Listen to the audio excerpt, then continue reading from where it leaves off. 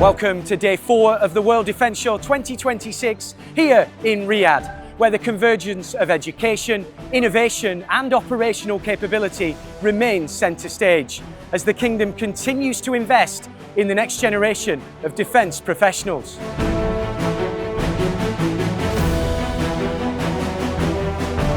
Day 4 marked the launch of the Future Talent programme across all 3 content theatres.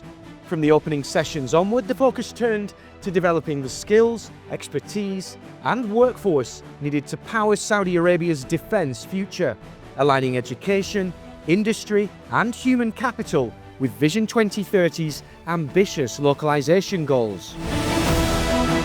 The 3 content theatres delivered interconnected programming throughout the day, each addressing critical dimensions of building national defence capability.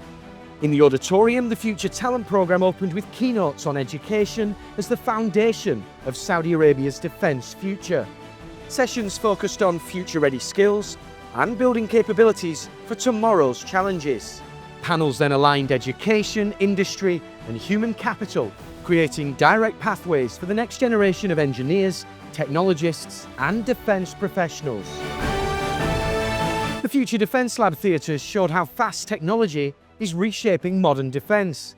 Keynotes explored emerging tools, from cyber to electronic warfare to robotics and autonomous systems. Storage is so cheap, so what happens is your data can get captured in transit, and eventually when there's a powerful enough quantum computer, it will be able to decrypt that data. So let's just say, hey Steve, don't worry about that, it's 10 years down the line. If I could go back 10 years ago and look at your computer, look at anybody's computer, you're going to have sensitive data on there. And so if it's 10 years, 5 years down the line, people are capturing that now and able. So that's the threat people need to really protect against. The Saudi Supply Chain Zone Theatre focused on industrial growth and global competitiveness. Sessions explored positioning Saudi Arabia as a trusted defence partner, scaling local production and strengthening export strategies.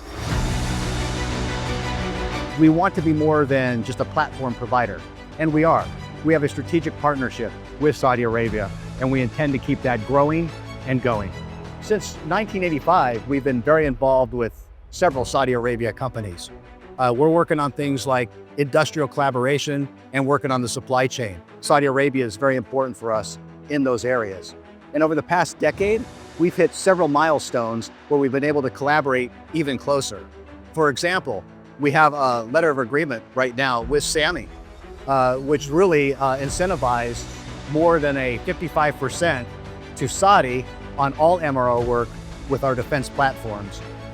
And we also have a joint venture currently with SAMI also on all MRO with our rotorcraft platform. We continue to invest, and anytime we make an investment here, it's good for both Saudi Arabia, and it's also very good for Boeing. ST Engineering revealed the Rhino 4x4 protected vehicle outside Singapore for the first time, a hybrid platform capable of launching and recovering drones from inside the vehicle. And China National Aerotechnology Import and Export Corporation is displaying a scale model of its J-35A stealth fighter, spotlighting China's next-generation air power for global markets. The live demonstrations continue to bring defence capability to life across land, air and sea domains.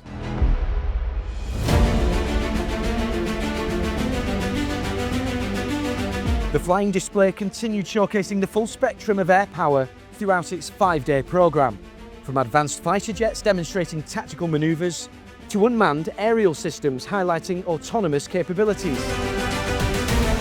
The land demonstration area featured exhibiting companies putting their platforms through demanding operational scenarios, from high-mobility armoured vehicles to next-generation robotic systems. The demonstrations allowed delegates to witness capabilities under realistic conditions, providing crucial insight into system performance beyond static specifications. The Naval Zone, a brand new feature for 2026, showcased the technologies and strategies advancing naval capabilities worldwide. The zone highlighted how modern fleets strengthen global stability provide vital trade routes, and secure economic interests through both platform-based systems and digital technologies. The Unmanned Systems Zone continued demonstrating autonomous platforms across air, land, and sea domains, while the small unmanned demo area in Hall 1 North provided close-up examinations of tactical systems. Where we're seeing things moving is taking AI from that, where we're supporting the decision cycle, it's then almost trying to stay one step ahead of the rapid proliferation of unmanned threats, where we're now enabling our AI to drive our own unmanned assets to deploy to defeat those unmanned threats. So when we look at the front lines in Ukraine and things, for example, there's no one in the front line anymore. It's all autonomous. Everyone's fighting unmanned with unmanned. And we can make those systems even more effective by, instead of having operators sat on local controllers, let AI do it all.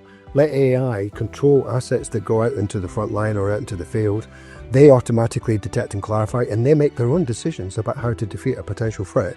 Once it's been clarified, it's not blue force or blue on blue or anything like that. And that's where I see the short-term future. It's unmanned versus unmanned, driven by automatic AI-enabled platforms. And that's where we're really expanding NIDAR in the future. The WDS News Network is the show's central information hub, with studio programming and digital screens across the venue, providing real-time coverage throughout the week. Join us tomorrow for the final day as the World Defence Show 2026 concludes this landmark gathering.